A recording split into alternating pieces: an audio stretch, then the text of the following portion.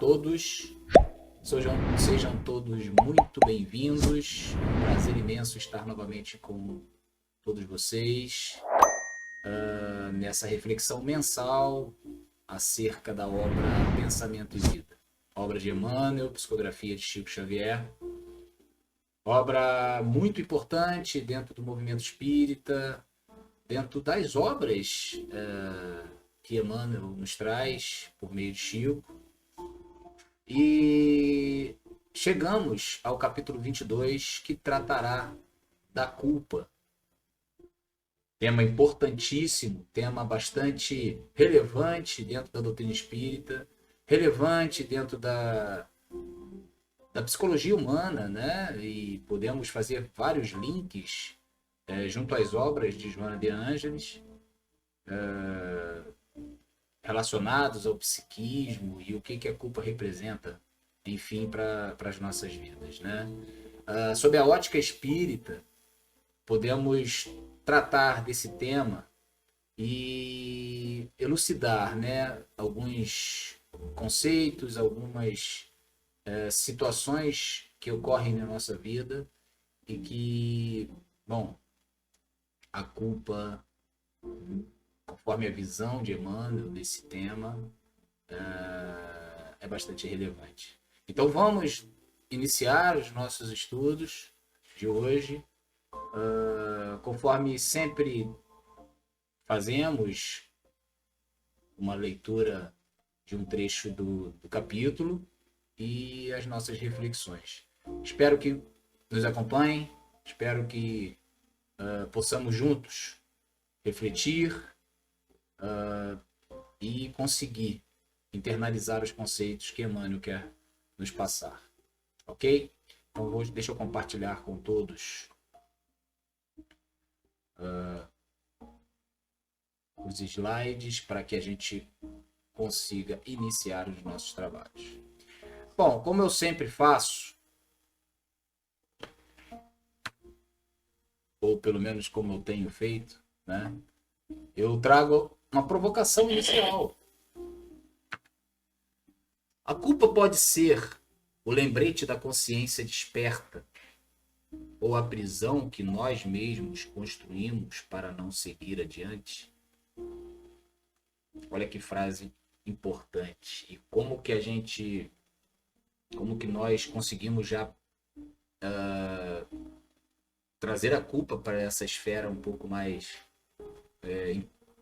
importante, essencial na nossa formação religiosa, na nossa formação enquanto seres humanos, né? Então vamos lá. Obra Pensamento e Vida, capítulo 22, Culpa.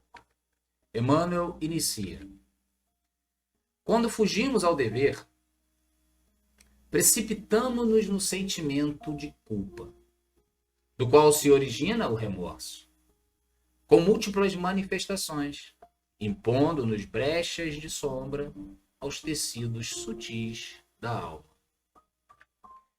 E o arrependimento, incessantemente fortalecido pelos reflexos de nossa lembrança amarga, transforma-se num abscesso mental, envenenando-nos pouco a pouco e expelindo em torno a corrente miasmática de nossa vida íntima, intoxicando o hausto espiritual de quem nos desfruta o convívio.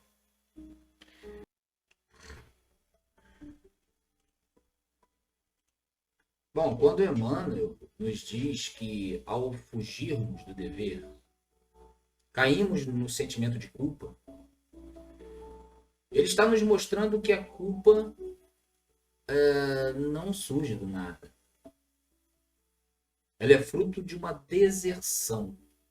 Ela é fruto de uma escolha em que não correspondemos ao chamado do dever, da consciência de dever.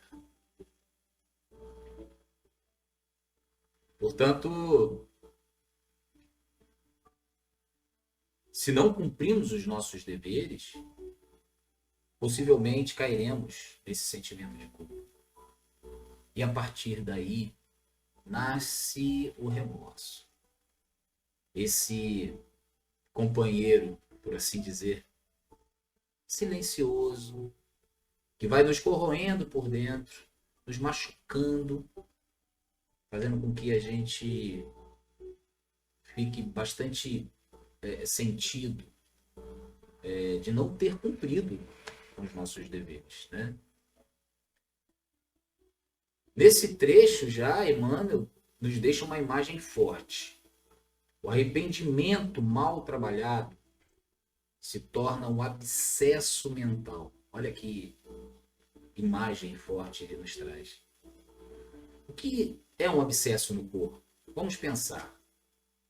O abscesso é uma infecção, uma espécie de acúmulo de pus que intoxica tecidos antes saudáveis, e isso acontece de maneira similar no nosso psiquismo.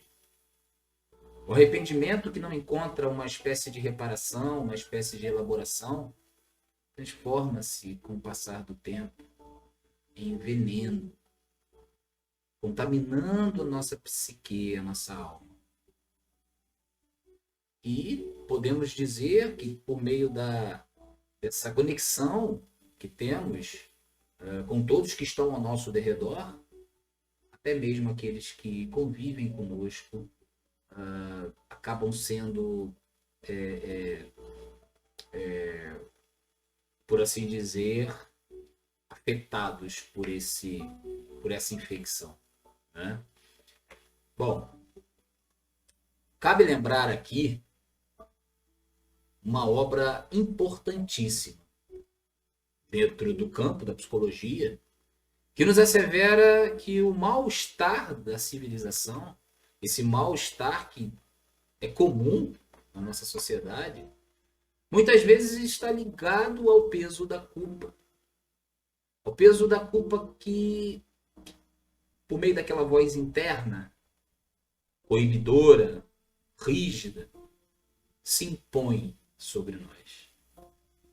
Ou seja, a culpa pode ser um motor para a ética, mas também pode ser um fardo, diria, patológico, quando não nos empurra a nos transformarmos. Então, a reflexão que a gente precisa fazer aqui é que quando a culpa realmente nos visita, quando a culpa nos chega, estamos transformando ela em aprendizado, em reparação? Essa é a reflexão. É preciso pegar essa culpa e transformar num aprendizado, transformar numa possibilidade de repararmos. Ou vamos deixar que se instale em nós esse abscesso invisível que nos adoece, que nos intoxica, que intoxica as relações ao nosso redor. E aí?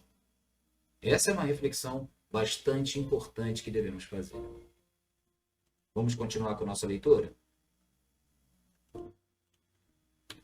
Emmanuel continua. A afeição do ímã, que possui campo magnético específico, toda criatura traz consigo o halo ou a aura de forças criativas ou destrutivas que lhe marca a índole. No feixe de raios invisíveis que arroja de si mesmo. E é por esse halo que estabelecemos as nossas ligações de natureza invisível nos domínios da afinidade. Operando a onda mental em regime de circuito, por ela incorporamos, quando moralmente desalentados, os princípios corrosivos que emanam de todas as inteligências, encarnadas ou desencarnadas, que se entrosem conosco no âmbito de nossa atividade e influência. Bom, o autor aqui nos oferece uma metáfora bastante interessante e potente. Assim como o ímã possui um campo magnético próprio, cada um de nós carrega um halo, uma aura, que revela a nossa qualidade íntima. Esse campo, essa aura não é neutro. Pode ser criativo, pode ser destrutivo, pode ser luminoso, pode ser sombrio, de acordo com a natureza dos nossos pensamentos, dos nossos sentimentos, enfim, daquilo que cultivamos em nós. E é através desse halo que estabelecemos afinidades invisíveis. É através dessa aura que nos ligamos e nos conectamos com os outros. Sempre no campo das afinidades. Ou seja, atraímos e conectamos com vibrações que nos são semelhantes. Portanto, se estamos fortalecidos no bem, atraímos forças construtivas. Se estamos desalentados, se estamos tristes, se estamos com aspectos sombrios envolvendo nossa aura, abrimos brechas para aquelas correntes que são corrosivas, energias corrosivas, que nos alcançam. E aqui Emmanuel deixa claro, tanto do plano encarnado quanto do plano desencarnado. Essas energias chegam até nós dentro dessas relações do mundo físico e do mundo extrafísico. Novamente, nos socorremos e fazemos um paralelo interessante dentro da psicologia. O estudo do inconsciente. Como podemos perceber dentro do campo da psicologia, é um reservatório de conteúdos que se comunicam conosco de forma invisível, por meio de manifestações, de certa forma, influenciando nossa vida consciente, sem que sequer percebamos. E aqui, por que eu trago essa questão do inconsciente? Porque Emmanuel amplia essa visão, dizendo que não só esse inconsciente pessoal, esse reservatório de conteúdos que trazemos ao longo das nossas vivências, não só ele, mas também a atmosfera psíquica coletiva, digamos talvez o inconsciente coletivo, nos atravessa, nos toca constantemente. Portanto, podemos levantar uma questão aqui interessante. E aí eu deixo essa pergunta, esse questionamento para vocês. Que tipo de energia estamos emitindo? E que tipo de energia estamos permitindo absorver? Se esse campo é um circuito, como diz Emmanuel, aquilo que alimentamos em nós retorna de maneira potencializada, digamos assim. E aqui cabe recordar Jung, que nos deixa uma frase interessante. Carl Gustav Jung, psiquiatra, psicoterapeuta suíço, nos diz que aquilo que resistimos persiste. Aquilo que acolhemos transforma-se. O que ele quer dizer com isso? Dentro de nós, de certa forma, alimentamos as nossas sombras. Aquilo que é de negativo em nós. Inevitavelmente, nós alimentamos isso.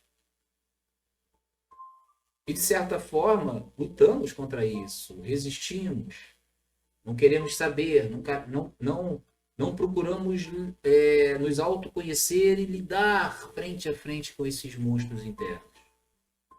Ou seja, isso persistirá em nós. Agora, quando nós acolhemos esse monstro, reconhecemos nossas dificuldades, nossas limitações, humildemente acolhemos aquilo que em nós é sombrio, podemos estabelecer uma possibilidade de transformar-se, de elaborar isso, de aprender, nomear e dar condições de transformar. Então é isso que ele quer nos dizer. E aqui a gente consegue fazer esse link importante com o tema da culpa. Bom, a culpa, ela de certa forma, precisa ser acolhida, como vimos nessa frase de Jung. A culpa, o desalento, a negatividade. Se acolhemos isso, criamos um campo magnético de atração de forças semelhantes que chegarão até nós. Se ao contrário, cultivamos responsabilidade, cumprimento do dever, perdão,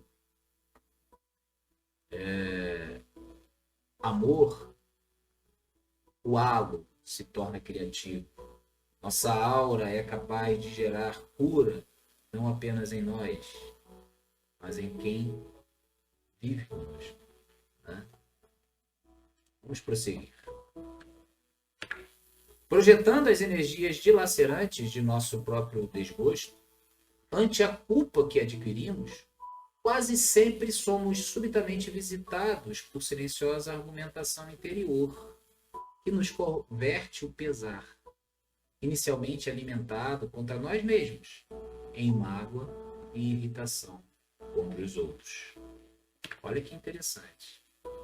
É que os reflexos de nossa defecção, a torvelinharem junto de nós, assimilam de imediato as indisposições alheias, carreando para a acústica de nossa alma todas as mensagens inarticuladas de revolta e desânimo, angústia e desespero, que vagueiam na atmosfera psíquica e que respiramos, metamorfoseando-nos em autênticos rebelados sociais. Olha esse termo, rebelados sociais.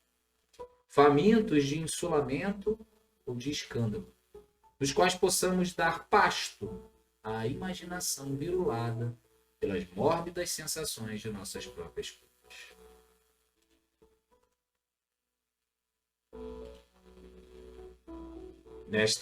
Neste trecho, Emmanuel descreve algo que todos já experimentamos.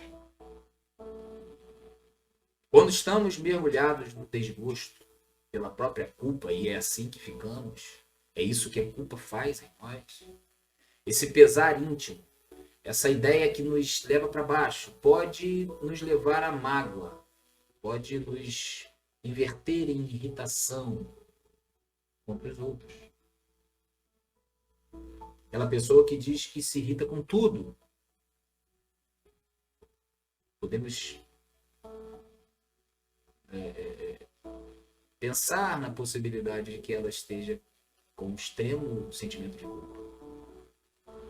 É como se a dor que não conseguimos sustentar dentro de nós se projetasse por esse mecanismo de defesa do eu para fora, transformando-se em queixa, em agressividade, em revolta.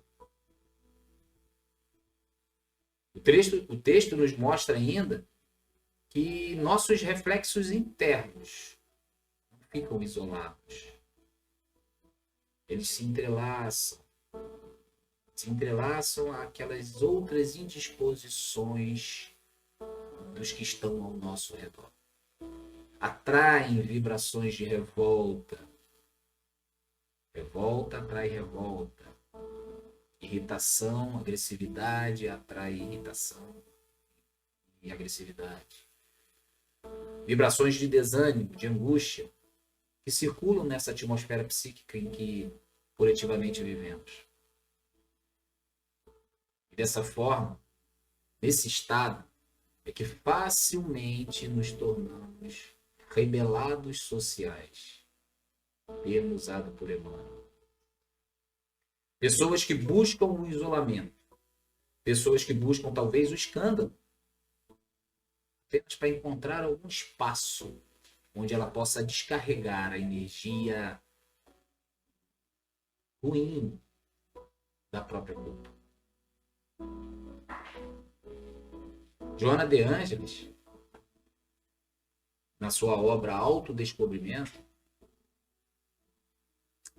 afirma, e aqui eu preciso parafraseá-la, afirma que a criatura humana é um espelho que reflete o mundo que lhe habita a alma.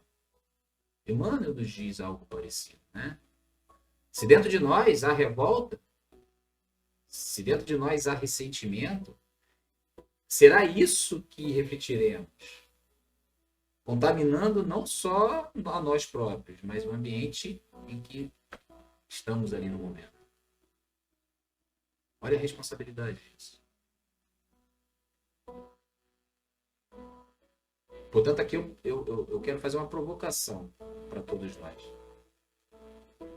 Será que não estamos, na grande maioria das vezes, alimentando esses monstros, esses fantasmas internos? Ao invés de assumirmos humildemente a nossa responsabilidade e buscarmos reparar, nós nos enredamos no jogo de transferir a dor, né?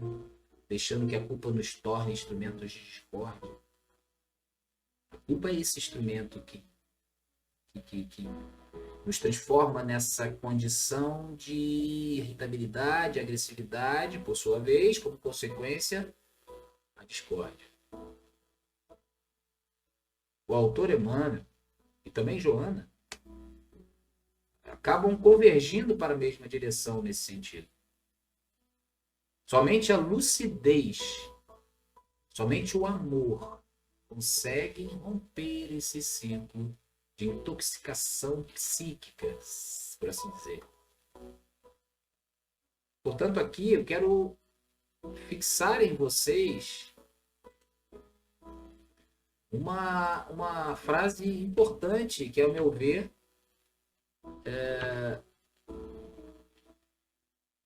resume bem aqui essa passagem do texto. A culpa paralisa, a responsabilidade liberta. Muitas das vezes confundimos culpa internamente, quero dizer, confundimos culpa com responsabilidade. Nos culpamos, mas esquecemos de nos responsabilizar. E aqui é necessário desenvolver a humildade de reconhecer o erro, se responsabilizar por tal e psiquicamente tentar elaborar essa responsabilidade para no futuro não cometermos novamente determinado erro, para não deixarmos de cumprir com o nosso dever.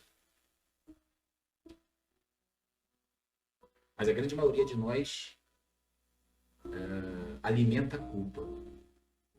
Parecemos, por assim dizer, que ao acordarmos, nós tomamos lá um banho de culpa para sair para o dia. Né? Nos culpamos de tudo. Isso de forma até inconsciente. E dessa maneira, a nossa aura, nosso movimento de conexão com os outros se torna sombrio, irritadiço, agressivo. Projetamos nos outros aquilo que não gostamos em nós, por aí vai. Né? Então, nesse sentido, vamos dar continuidade aqui para a nossa leitura. Emmanuel continua. É nesse estado negativo que, martelados pelas vibrações de sentimentos e pensamentos doentios, atingimos o desequilíbrio parcial ou total da harmonia orgânica, enredando corpo e alma nas teias da enfermidade, com a mais complicada diagnose da patologia clássica. A noção de culpa, com todo o séquito das perturbações que lhe são consequentes, agirá com os seus reflexos incessantes sobre a região do corpo ou da alma, que corresponda ao tema do remorso de que sejamos portadores. Emmanuel aqui faz um forte alerta. Quando permanecemos presos ao estado negativo da culpa, vamos sendo martelados por vibrações doentias. Vibrações essas que desequilibram não só a nossa mente, mas também o nosso corpo. Olhem a importância do tema. É como se a alma intoxicada criasse fissuras que acabam se refletindo na saúde física, tornando até a medicina clássica, como ele diz, incapaz de encontrar uma explicação completa para esse sofrimento. A culpa, portanto, como eu disse anteriormente naquela frase, ela paralisa, né? Ela não é apenas um sentimento moral. Pense nisso. Não é algo que vai ficar ali no campo das conjecturas. Ela se converte em energia destrutiva, que procura a região mais vulnerável da nossa vida psíquica ou da nossa vida orgânica.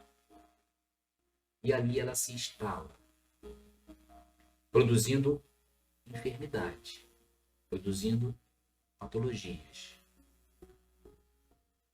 Emmanuel usa termos um pouco mais complexos aqui, mas eu estou tentando trazer de uma maneira mais fácil, né, para o nosso entendimento. Lembra do remorso? Aquele remorso que fica guardado? Ele pode, por assim dizer, adoecer o coração, adoecer o estômago, adoecer o sistema nervoso, qualquer ponto frágil do nosso ser. E aí, novamente, eu recorro a Joana de Ângeles. Lá no livro O Homem Integral, ela confirma essa ideia de Emmanuel. E eu novamente vou parafraseá-la aqui. As emoções desequilibradas se imprimem no corpo físico, diz ela, transformando-se em enfermidades que traduzem as desarmonias do espírito. Ou seja, não há como separar mente, corpo e alma. O que se envenena por dentro, mais cedo ou mais tarde aparece por fora. E, inevitavelmente, temos que questionar. Temos que olhar para nós e nos questionarmos. Quantas de nossas dores e doenças não estão ligadas às culpas que insistimos em carregar? Quando, na verdade, poderíamos, pela via do perdão, pela via da reconciliação, pela via da humildade, com reconhecimento dentro da sua responsabilidade, estabelecer, né, restituir, restabelecer um equilíbrio à vida? Quantas de nossas dores hoje, de nossas patologias, de nossas doenças, não estão ligadas às culpas que carregamos?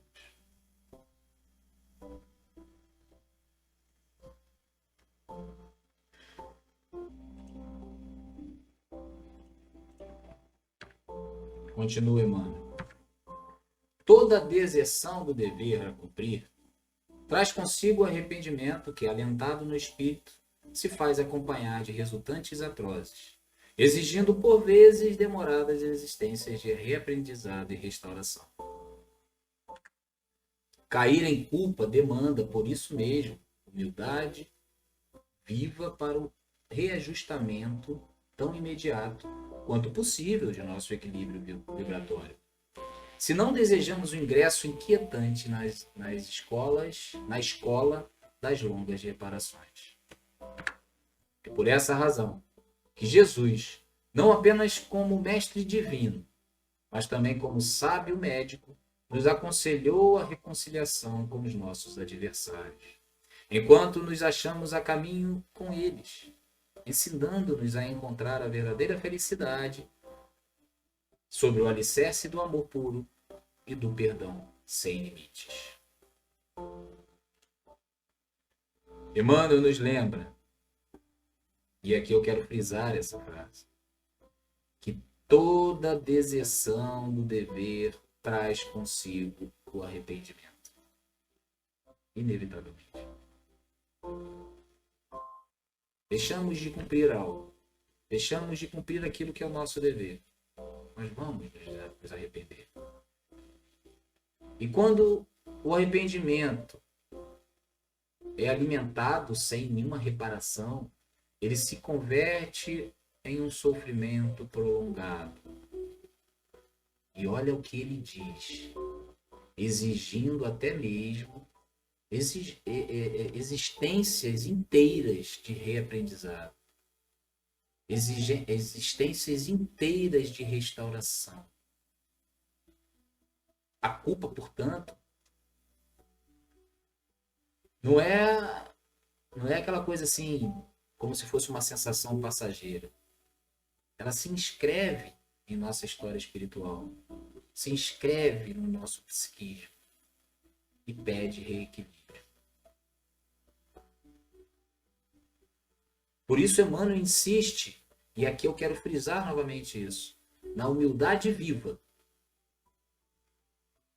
Porque cair em culpa não significa condenar-se.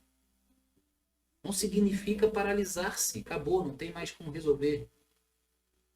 Mas antes significa reconhecer com sinceridade a nossa necessidade de reajustar-se. Isso é humildade viva.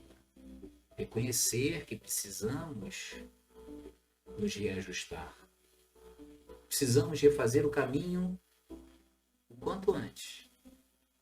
Precisamos não continuar à margem da estrada, retornar para a estrada. E quanto mais demoramos a ter essa consciência, a tomar essa atitude, é o que ele nos diz, mais nos arriscamos a nos matricular na escola das longas reparações. Onde o aprendizado disso tudo que nós vivemos pode se dar através de experiências complicadas, difíceis, demoradas. Não é isso? Allan Kardec, em O Evangelho segundo o Espiritismo, capítulo 5, nos ensina que a felicidade futura é sempre proporcional à coragem que se teve para suportar as provas. Ele acrescenta ainda que não há faltas que não possam ser reparadas.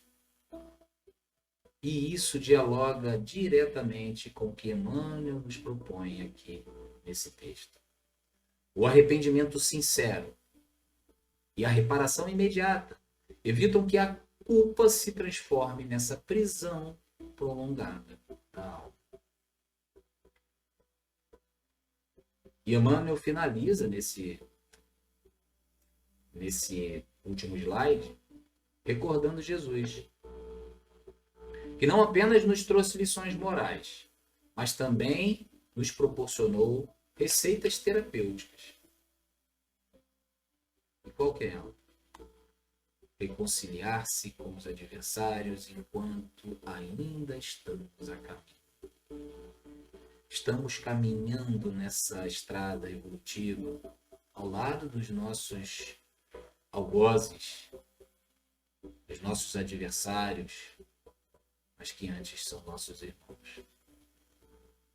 É difícil, mas temos que tentar reconciliar com eles o quanto antes. Essa é uma verdadeira medicina preventiva do espírito.